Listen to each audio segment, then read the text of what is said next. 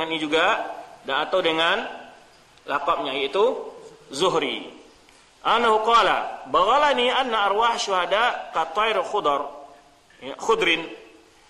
Aku saat diberitahu tentang bahwa ruh orang-orang mati syahid itu berada seperti burung hijau mu'allaqun bil ars, itu bergantungan di arsy. Taqdu wa taruhu ila riyadil jannah, yang mana dia itu senantiasa pagi dan sore bolak-balik ke taman surga. Ta'ti rabbaha kulla yawmin tusallimu alaihi. Ini mendatangi Rabbnya, mengucapkan salam setiap hari. Ya, setiap hari dia mendatangi Allah dan mengucapkan salam. Wa qal firqatun, dan ada pula pendapat yang menyebutkan mustaqarruha al-adamu mahdha. Ini pendapat orang filsafat. Ini kalau orang filsafat menyebutkan tempat ruh itu adalah al-adam mahdha. Ini adam, hilang, sama sekali hilang. Tidak ada punya tempat dan hilang, artinya hilang. Ya. Artinya seperti kentut. Kentut pun ada enggak bau ya. Dia menggambarkan seperti itu. Orang-orang filsafat itu artinya hilang begitu. Artinya begitu. Ibaratnya kalau gas. Yang seperti itu, gas dan hilang. Ini filsafat mereka pakai. Wa hadza qalu may yaqul inna nafsa aradun min aradil badan. Ini pendapat orang mengatakan bahwa ruh itu adalah sifat dari sifat badan. Kahayati wa idraki, seperti kehidupan dan panca inderanya. Wa qaluhum mukhalifun li kitab wa sunnah. Pendapat mereka ini sangat bertentangan dengan Al-Qur'an dan sunnah. Wa qala firqatun, dan ada pula pendapat yang mengatakan mustaqarruha ba'dal mauti abdanun ukhar tunasibu akhlaqaha wa sifatiha allati iktabasaha fi hali hayatiha. Ada mengatakan tempatnya adalah yaitu pindah ke badan yang lain yang sesuai dengan akhlaknya dan sifatnya waktu di dunia.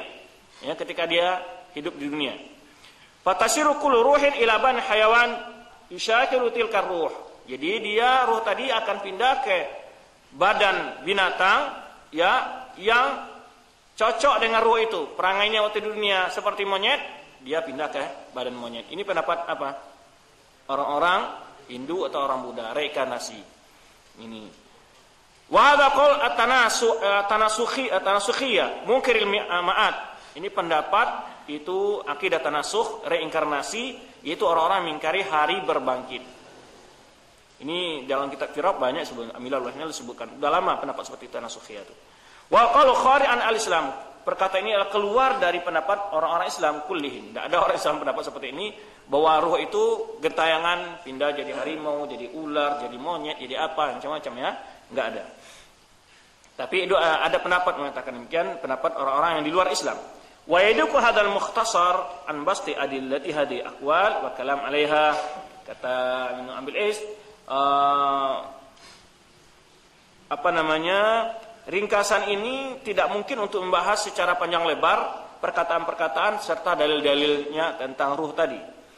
Wa yatalakhas min adillatiha, tapi kesimpulan dari dalil-dalilnya adalah bahwa arwah itu di barzakh mutafawitun a'dha mutafawitin. Jadi kondisi ini di alam arwah itu kesimpulannya, ini kesimpulan yang akan juga menyebutkan berbeda-beda kondisinya. Tidak sama. Ya, berbeda-beda kondisinya. Tidak di satu tempat, itu maksudnya. Di alam barzakh itu berbeda-beda. Sebagaimana di dunia pun demikian, di akhirat pun demikian. Di dunia ada roh yang hidup di istana, ada yang di gubuk, ya kan? Ada yang beratapkan langit, berlantaikan bumi, ya, tanah.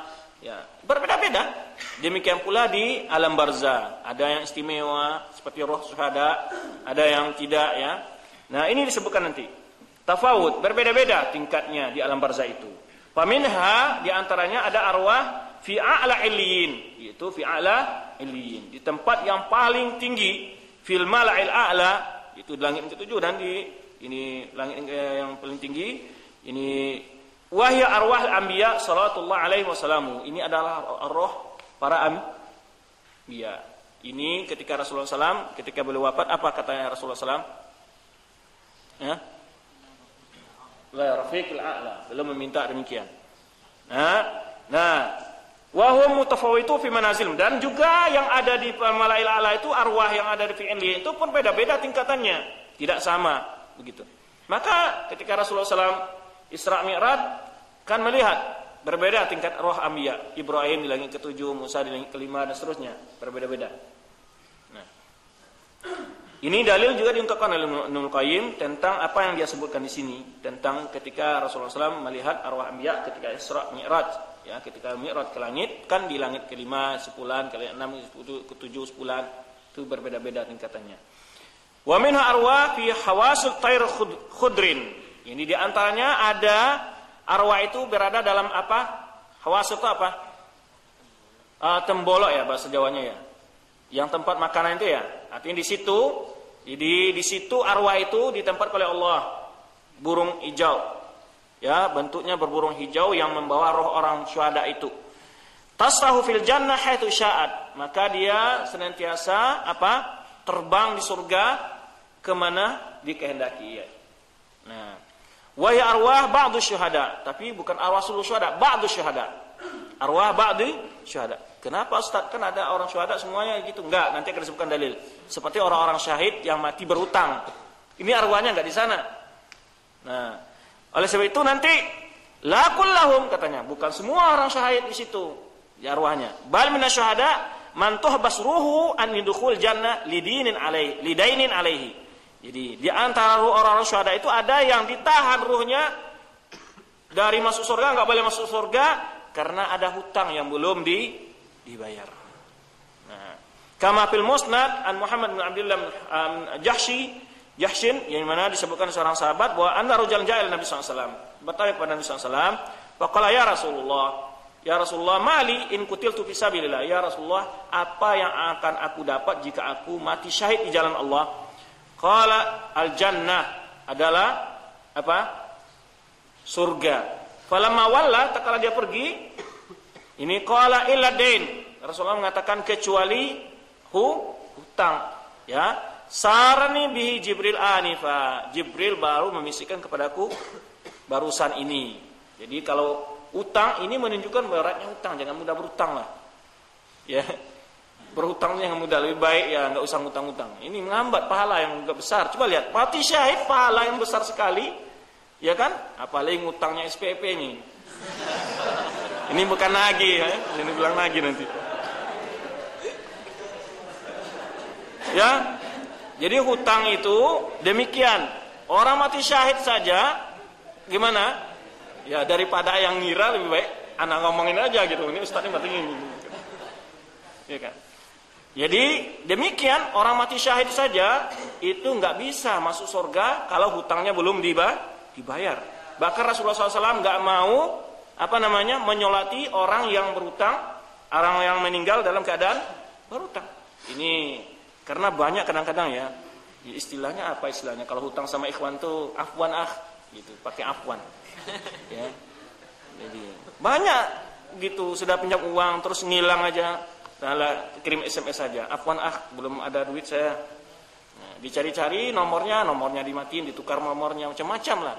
Nah, ini enggak baik. Harusnya kita yang mengetahui ilmu agama harusnya justru lebih mempraktekkan ilmu agama kita. Ya. Dan hutang itu bukan suatu hal yang ringan di mata Allah dan Rasul. Coba lihat, antum lihat Rasulullah SAW enggak mau menyolati orang yang punya hutang, bahkan orang mati syahid pun terhambat pahalanya sebelum dia melunasi hutangnya. Ya. Kemudian wa minal arwah may yakunu mahbusan ala babil jannah. Di antara roh ada yang ditahan di pintu surga. Ya, kama fil hadis alladzi qala fi Rasulullah sallam, sebenarnya dalam hadis yang disebutkan Rasulullah sallam tentang dalam hadis tersebut, ra'aitu sahibakum mahbusan ala babil jannah. Aku melihat ya teman-teman kalian sedang ditahan di pintu surga. Nah, ini ada arwah yang mahbus. Jadi di sini proses arwah itu berbeda-beda, tempat arwah itu di alam barzakh berbeda-beda sesuai dengan kondisi ketaatan dan tingkat amal dan juga keimanan masing-masing tadi.